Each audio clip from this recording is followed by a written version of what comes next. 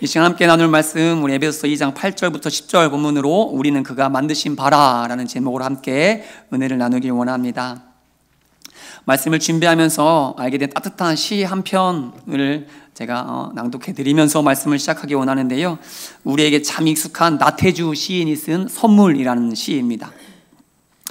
제가 낭독해 드리겠습니다. 하늘 아래 내가 받은 가장 커다란 선물은 오늘입니다. 오늘 받은 선물 가운데서도 가장 아름다운 선물은 당신입니다. 당신, 나지막한 목소리와 웃는 얼굴, 콧노래 한 구절이면 한아름 바다를 아는 듯한 기쁨이겠습니다. 다들 이렇게 별로 이렇게 시 한 편이 들어갈 마음의 여유가 다 없으신 것 같습니다. 오늘이 가장 커다란 선물이라는, 그 중에서 가장 크고 아름다운 선물은 바로 당신이라는 이 시인의 고백이 동의가 되십니까? 그렇다면 우리 옆 사람 보고 한번 고백하면 좋겠습니다. 옆 사람 바라보시면서 당신이 제가 받은 가장 아름다운 선물입니다, 이렇게 고백하시죠. 네, 몇몇 분들은 별로 마음에 안 드는 듯한 표정으로, 이 선물 별로 마음에 안 드는 표정으로 하시는 분들 계신 것 같은데, 그렇습니다. 오늘이 선물입니다. 맞으시죠? 그 중에 가장 아름답고 귀한 선물은 무엇입니까? 바로 우리, 여러분, 당신이 바로 그 선물입니다. 그런데 문제는 무엇입니까? 문제는 뭘까요? 바로 우리가 그 선물을 있는 그대로 받지를 못한다라는 겁니다. 그래서 서로에 대해서 진심으로 감사하며 기쁨으로 여기지 못한다라는 사실이죠. 오래전에 개그우먼 이영자 씨가 TV에서 했던 말이 오랫동안 기억에 남았습니다. 제가 설교 때 한번 이 말을 했던 적도 있을 텐데요, 한 인터뷰에서 결혼에 관한 이야기를 하면서 교제하는 사람이 있었냐라는 질문을 받았습니다. 당연히 있었겠죠. 그리고 먼저 대쉬한 남자도 많았다라고 답을 했습니다. 충분히 이영자 씨 정도라면 그 정도 매력이 있지 않습니까? 근데 놀랍게도 이영자 씨는 그런 남자들과 진지한 만남을 이어가지 못했다라고 답을 했습니다. 왜냐하면 먼저 고백해온 남자의 마음을 있는 그대로 순수하게 받아주는 것이 아니라, 왜 이 남자가 나한테 이러지? 라는 생각이 먼저 들었기 때문이랍니다. 심지어 혹시 내가 가진 것을 보고 접근하는 것은 아닌가라는 의심까지도 들었다라는 겁니다. 그래서 도저히 만남을 시작할 수가 없었고, 또 만남을 어렵게 시작해도 그 관계가 오래 지속될 수 없었다라는 이야기였습니다. 물론 이영자 씨가 조금은 과민하게 반응한 것일 수도 있습니다. 그리고 자신에 대해서 약간의 열등감을 가진 것도 문제일 수도 있죠. 하지만 그럼에도 이 이영자 씨의 이런 태도가 한편으로 이해가 되는 것은 세상이 언제나 우리에게 말하는 명백한 한 가지 사실 때문 아닐까요? 그게 뭐냐면, 세상에 공짜는 없다. 세상에 공짜 점심은 없다. 세상에 괜한 후회는 없다. 아마 사업하시는 분들은 더더욱 이 말이 와 닿을 겁니다. 그렇습니다. 모든 행동에는 분명한 이유와 목적이 있다라고 세상은 말합니다. 그냥은 절대가 없다. 공짜는 절대가 없다라고 말합니다. 그래서 우리는 선물을 받는 것에 익숙하지 못합니다. 누군가의 이유 없는 호의의 선물에 엄청난 부담감을 느끼게 되죠. 그래서 의심하기도 하고, 행여 호의를 받으면, 행여 선물을 받으면 꼭 갚아야 직성이 풀리죠. 그런데 오늘 본문은 그런 우리에게 뭐라고 말씀하고 있습니까? 이런 세상을 향해 뭐라고 전하고 있습니까? 우리 8절의 말씀을 다시 한번 다 함께 크게 봉독합니다. 시작. 그 은혜에 의하여 믿음으로 말미암아 구원을 받았으니 이것은 너희에게서 난 것이 아니요 하나님의 선물이라. 아멘. 지난주에 우리는 에베소서 2장 1절부터 7절의 말씀을 통해서 우리가 어떠한 존재였는지에 대해서 배웠습니다. 혹시 기억나십니까? 이거 기억나시죠? 오신 분들은? 우리는 가지 꺾인 장미꽃처럼 이렇게 다 시들어서 쓰레기통에 버려져야 할 신세였다라고 배웠습니다. 그렇게 우리는 본질상 진노의 자녀로 영원한 죽음, 바로 지옥에 던져져야 할 비참한 운명에 처한 존재가 바로 우리였습니다. 왜냐하면 우리는 하나님을 떠났기 때문이죠. 가지 꺾인 장미꽃처럼 생명의 근원 되시는 하나님으로부터 떠났기 때문입니다. 그런데 그런 우리 하나님께서 어떻게 하셨습니까? 그래서가 아니라 그러나의 반전의 역사를 우리에게 베풀어 주셨다. 그러나 긍휼이 풍성하신 하나님께서 그 미련한 사랑, 그 바보 같은 사랑으로 죽은 우리를 살리시려고 하나뿐인 아들 예수님을 죽음의 자리로 보내셨다. 우리와 함께 죽게 하셨다. 그리고 그 사랑 앞에 이제 우리가 해야 할 일은 그 예수님께 나아가는 것, 우리와 함께 죽으셨고 또 우리와 함께 사신 그 예수님을 인정하는 것, 그 예수님을 믿는 것, 그럴 때 우리는 영원한 사망이 아니라 영원한 생명을 얻게 된다. 아멘이시죠? 지금 그 은혜로 이 자리에 서신 줄 믿습니다. 그런데 오늘 말씀은 이 모든 하나님의 그러나의 이 반전의 역사를 단 한 단어로 정리하는데, 그게 뭐냐면 바로 이 모든 것이 다 하나님의 은혜의 선물이다. 선물이다. 그래서 8절에서도 이렇게 덧붙여 설명하는데, 이것은 너희에게서 난 것이 아니요. 그렇습니다. 우리를 위한 하나님의 사랑은, 구원의 역사는 하나님의 선물입니다. 이 선물을 받기 위해서 우리가 한 것은, 또 앞으로 할 것은 아무것도 없습니다. 그래서 선물이고, 그래서 공짜이고, 그래서 은혜라는 것이죠. 많은 사람들이 이 은혜 안에 담긴 하나님의 뜻을 어떻게 하면 좀 더 잘 전할 수 있을까 고심했습니다. 그 중에 저는 몇 번 제가 인용했는데, 필립 얀시가 쓴 놀라운 하나님의 은혜라는 책에서 정의한 그 은혜를 제가 제일 좋아하는데, 그 내용을 그대로 읽어드리겠습니다. 은혜란 하나님의 사랑을 받기 위해서 할 수 있는 일이 아무것도 없다는 뜻입니다. 이해가 되십니까? 또 반대로 은혜란 무엇으로도 하나님의 사랑을 약화시킬 수 없다는 뜻입니다. 이해가 되십니까? 같은 맥락으로 복음본색이라는 책에서도 은혜를 이렇게 전하는데, 제가 또 읽어드리겠습니다. 그리스도 안에서 제가 하는 어떤 일도 당신이 저를 더 사랑하시도록 할 수 없고, 또 제가 한 어떤 일도 당신이 저를 덜 사랑하시도록 할 수 없습니다. 같은 뜻인 거죠? 그렇습니다. 하나님의 사랑은, 그러나의 반전의 역사는 전적으로 하나님께서 다 하셨습니다. 이 가운데 우리가 한 일은 아무것도 없습니다. 전혀 없습니다. 이 사랑을 누리기 위해서 우리가 한 일은 아무것도 전혀 없다는 겁니다. 굳이 우리가 한 일을 찾자면 뭐가 있을까요? 허물과 죄로 죽은 일, 하나님 앞에 죄를 지은 일, 그 한 가지밖에 없다라는 겁니다.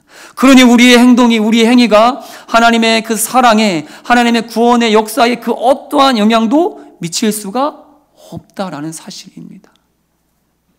그런데 문제는 무엇입니까? 그럼에도 우리는 어떻습니까? 늘 불안해하지 않습니까? 또 그 사랑을 의심하지도 않습니까?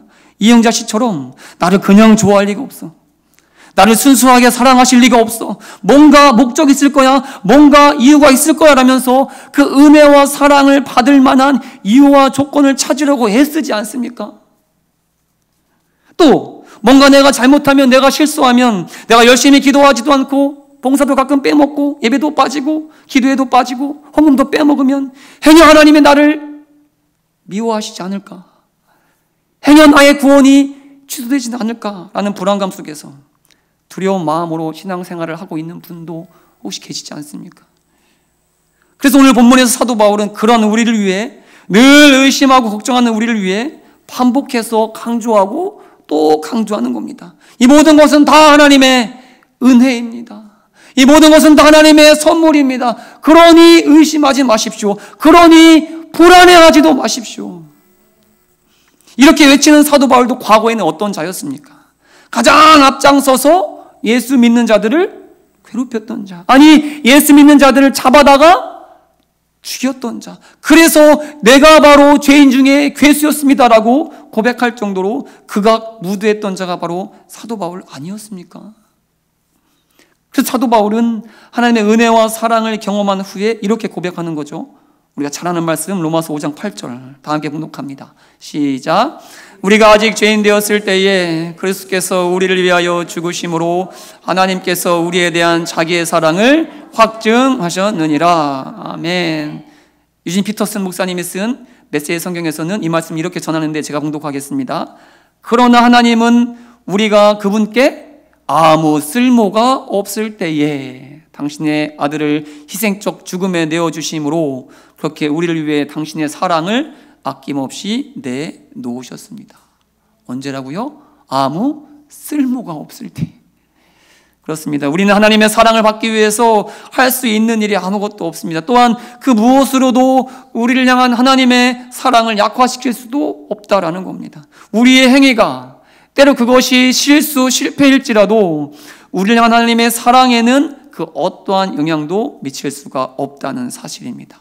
왜냐하면 우리는 아직 죄인 되었을 때에 구원받은 자이기 때문입니다. 아무 쓸모없을 그때에 감당할 수 없는 하나님의 사랑을 받은 자이기 때문입니다. 그러니 사도 바울의 권면처럼 이 사랑을 의심하지 마십시오. 그러니 하나님의 사랑을 잃을까 불안해하지도 마십시오.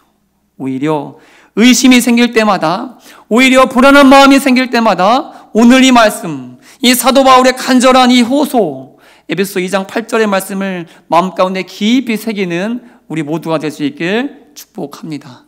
그런 의미로 다시 한번 2장 8절의 말씀을 다 함께 새기듯 함께 봉독하면 좋겠습니다. 시작. 너희는 그 은혜에 의하여 믿음으로 말미암아 구원을 받았으니 이것은 너희에게서 난 것이 아니요 하나님의 선물이라. 다시 한번 봉독하겠습니다. 시작. 너희는 그 은혜에 의하여 믿음으로 말미암아 구원을 받았으니 이것은 너희에게서 난 것이 아니요 하나님의 선물이라. 아멘. 아멘. 그렇습니다. 자, 그렇다면 이 은혜를 믿는다면, 이 조건 없는 하나님의 사랑을 믿고 또 누린다면 자연스럽게 떠오르는 한 가지 질문이 있습니다. 아니, 있어야 합니다. 뭐가 떠올라야 할까요? 잘 따라오셨죠? 눈 크게 뜨시고 잘 따라오셨죠? 어떤 질문이냐면, 그렇다면 이후에 내가 할 일은 무엇인가라는 질문이 떠올라야 합니다. 그렇지 않습니까? 구원이 오직 하나님의 은혜로, 하나님의 선물이라면, 그래서 나의 그 어떠한 행동으로도 하나님의 사랑을 더 받게 하거나 덜 받게 하지 못한다면 도대체 하나님의 사랑과 은혜로 구원받은 내가 이제부터 할 일이 무엇인가? 라는 질문이 당연히 들어야 한다는 겁니다. 맞죠? 아마 계산이 빠른 자들은 아마도 그럼 이제는 내가 막 살아도 된단 말인가? 라는 질문까지도 하게 될 수 있습니다. 실제로 제가 그런 사람을 만났습니다. 군대 후임을 제가 전도하려고 교회 가자라고 얘기했는데 자신이 이미 구원받았다는 거예요. 고등학교 때 하나님을 진하게 만났고 그때 구원의 확신을 갖게 되었다는 거예요. 그런데 이 친구는 교회를 다니지 않았습니다. 뿐만 아니라 술과 담배도 했고 겉보기에는 전혀 그리스도인다운 그 어떠한 모습도 보이지 않았습니다. 그래도 자신은 이미 전적인 하나님의 사랑으로, 은혜로 구원을 받았으니, 영원한 생명을 이미 얻었으니 교회 다닐 필요도 없고 그리스도인다운 삶을 살 필요도 없다고, 아니 그냥 막 살아도 된다라고 당당하게 말하는 거예요. 그 모습에 오히려 제가 당황했던 기억이 있습니다. 그런데 이게 맞습니까? 이러한 삶이 제대로 하나님의 사랑과 은혜를 누린 자의 모습 맞습니까? 혹시 나도 한번 막 살아볼까? 이런 생각하시는 분은 없으시죠? 오늘 본문은 그런 자들에게 분명히 이렇게 전하는데, 우리 10절의 말씀을 다 함께 한 목소리로 공독하면 10절 시작. 우리는 그가 만드신 바라 그리스도 예수 안에서 선한 일을 위하여 지으심을 받은 자니 이 일은 하나님이 전에 예비하사 우리로 그 가운데서 행하게 하려 하심이니라. 아멘. 우리 교회 처음 방문하셨거나 방문하신 지 얼마 안 된 분들은 모르실 수도 있겠지만, 제가 올해 담임 목사 섬기게 된 지 1년 차를 지금 보내고 있습니다. 이제 작년 12월 15일에 우리 원로 목사님 추대식과 취임식을 겸해서 이제 곧 1년이 됩니다. 그때 이제 취임식을 할 때 가족들, 이제 특히 어머니께 제가 뭐라고 얘기했냐면은, 이 자리는 취임식보다는 추대식이 주된 자리이니 가족들만 오면 좋겠다. 그래서 부모님 모시고 형 누나를 오면 좋겠다라고 제가 부탁을 드렸어요. 그랬더니 제 부모님께서는 본인이 섬기는 시골교회 성도님들과 함께 오고 싶다라고 말씀을 하시는 거예요. 이미 교회에서 45인승 버스를 대절해서 가려고 준비하고 있으니 너는 아무 신경 쓰지 마라. 밥도 엄마 아빠가 할 거야. 신경 쓰지 마. 그 얘기를 듣고 제가 너무 놀라서 말린다고 제가 진담을 뺐습니다. 결국은 제가 이겨서 교회 승합차 한 대에 대표분들만 오셔서 오시는 것을 아주 어렵게 정리가 되었습니다. 그런데 그 과정 가운데 제가 왜 저희 부모님 마음을 모르겠습니까? 아마 저희 부모님께서는 제가 말리지 않았다면 45인승 버스 한 대가 아니라 두 대를 빌려서 온 교회 성도님들을 다 모시고 아마 왔을 겁니다. 당연히 부모된 마음으로 자식을 자랑하고 싶은 마음이 있으셨겠죠. 왜냐하면 제가 워낙 좀 많이 부실했거든요. 오남매 막둥이로 태어나서 어릴 때부터 그렇게 부모님 속을 많이 썩히기로 동네에서 소문날 정도로, 다 알 정도로 부모님이 늘 저를 볼 때마다 언제 현필이 커서 20살 되나, 언제 커서 장가라도 가나 걱정하셨는데 이제 결혼도 해서 애도 셋씩이나 낳고 이렇게 훌륭한 기흥지구촌교회의 담임 목사 섬기게 되었으니 당연히 자랑하고 싶지 않으셨겠습니까? 제가 내 아들이라고. 그렇게 어릴 때부터 엄마 속만 썩이던 제가 저렇게 커서 목사가 됐다고 동네 사람들한테 자랑하고 싶은 마음이 왜 안 드셨겠습니까? 그런데 우리 하나님도 마찬가지라는 거예요. 우리 하나님도. 우리가 원래 어떤 자였다고 배웠습니까? 지난주에 내 마음대로, 내 욕심대로, 내 뜻대로 살았던 자가 바로 여러분 우리였습니다.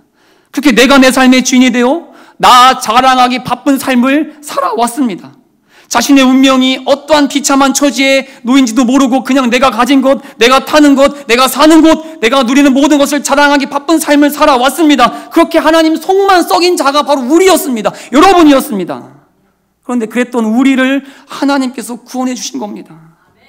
건져 주신 겁니다. 사랑과 은혜를 베풀어 주신 겁니다. 그 이유, 그 목적을 뭐라고 말씀을 전하는지 10절을 다시 한번 봉독하시죠. 10절 시작. 우리는 그가 만드신 바라 그리스도 예수 안에서 선한 일을 위하여 지으심을 받은 자니 이 일은 하나님이 전에 예비하사 우리로 그 가운데서 행하게 하려 하심이니라. 아멘. 우리 하나님께서는 선한 일을 위하여 우리를 지으셨다 말씀하십니다. 선한 일을 행하게 하려고 우리를 구원하셨고 우리에게 사랑과 은혜를 베풀어 주셨다는 겁니다. 그렇다면 이 선한 일의 궁극적인 목적은 무엇입니까? 우리가 왜 선한 일을 해야 한다는 겁니까?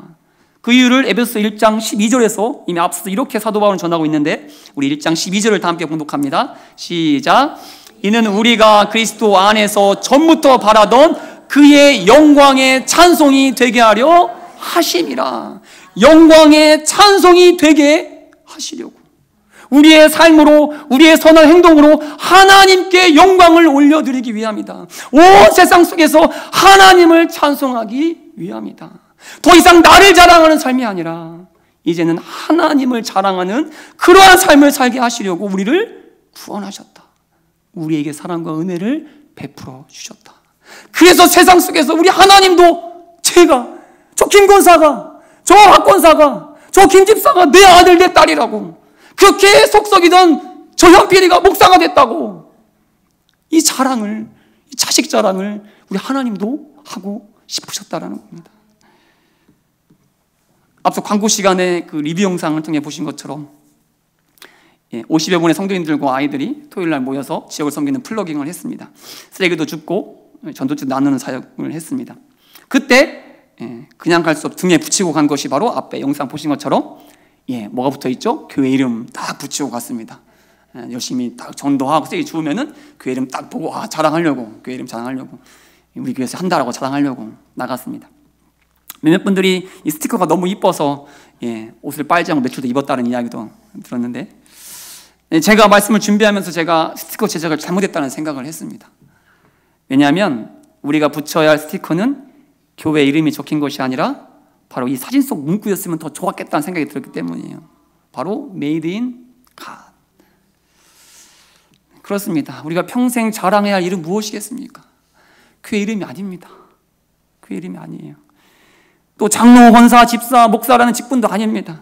내가 교회를 위하여 어떠한 일을 했는지, 어떠한 헌신과 어떠한 헌물을 했는지, 또 얼마나 많이 전도했는지도 아닙니다. 우리가 자랑해야 할 단 한 가지 무엇입니까? 오직 하나님.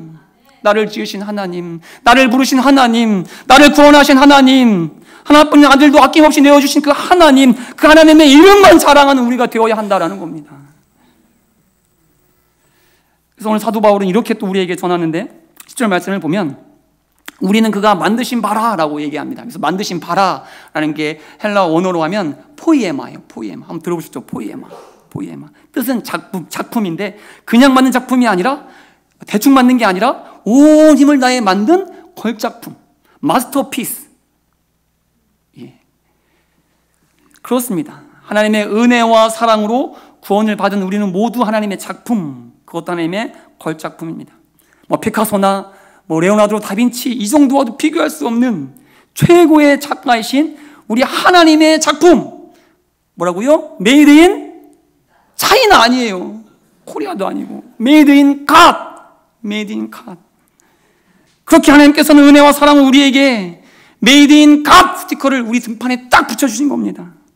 우리를 통해 영광 받으시려고, 우리를 통해 찬송을 받으시려고 메이드 인 갓 스티커를 붙여주셨다는 거죠. 옆 사람 바라보시죠. 옆 사람 바라보세요. 잘 붙어 있습니까? 안 보이면 큰일입니다. 다 붙어 있어야 돼요. 그러니 이제 그 하나님을 자랑하는 삶을 살아내는 우리 모두가 될 수 있길 축복합니다. 우리의 삶으로, 우리의 섬김으로, 우리의 선한 일로, 우리의 선한 말로 우리 등에 붙은 하나님의 이름을 온 세상 가운데에 영광이 되게 하는 그러한 자리에서는 우리 모두가 될 수 있길 축복합니다. 하나님의 이름을 높이는, 찬송하게 하는 일에 우리가 쓰임받을 수 있길 온 마음 다해 축복합니다. 꼭 높은 자리, 꼭 성공하는 자리만 말하는 것이 아닙니다. 하나님의 작품답게, 하나님의 걸작품답게 어디서든 말씀대로 살아내므로, 믿음대로 살아내므로 하나님을 자랑하는 우리 기흥지구 중교회 믿음의 사람들이 될 수 있길 온 마음 다해 축복합니다. 말씀을 준비하는데 아빠와 아들의 사랑스러운 대화 내용을 듣게 되었는데 영상으로 한번 보시면 좋겠습니다. 보시고 말씀을 마무리하겠습니다. 아빠, 우리 차 뭐야? 소나타. 내 친구네는 벤츠래. 그럼 벤츠가 더 좋은 거야? 근데 전기차인지는 물어봐. 응. 아빠 그럼 부자야, 부자 아니야? 이원아, 너 부자가 뭔 줄 알아? 응. 비싸고 좋은 거 살 수 있는 거. 이건 완전 비밀인데 아빠 사실 엄청 부자야. 진짜?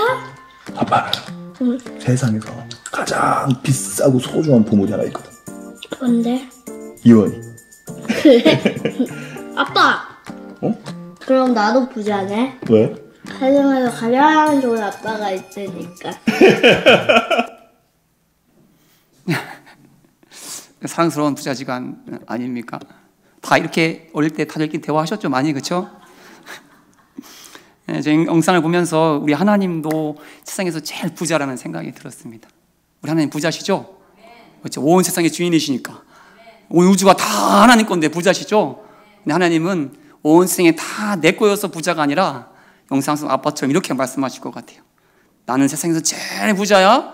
왜냐하면 세상에서 제일 소중한 우리 김권사가 내 딸이니까, 우리 신집사가 내 딸이고 내 아들이니까. 우리 하나님 세상에서 제일 부자 맞으시죠? 아니신가요? 그렇다면 우리도 영상 속 아이의 고백처럼 나도 부자라고 고백하기를 축복합니다. 비록 이 세상에서는 많이 가지지 못해도, 많이 누리지 못해도, 그래서 별로 자랑할 것이 없어 보여도 하나님이 내 아버지이시니, 하나님이 내 아빠가 되시니, 그러니 부러울 게 없다고, 그러니 벤츠가 없어도 아쉬울 것 없다고, 그렇게 내 등에 메이드 인 갓을 붙여주신 하나님께 감사하며 하나님의 은혜와 사랑에 합당한 우리의 삶을 통해 하나님을 자랑하는, 아니 하나님만 자랑하는 우리 모두가 될 수 있길 온 마음 다해 축복합니다.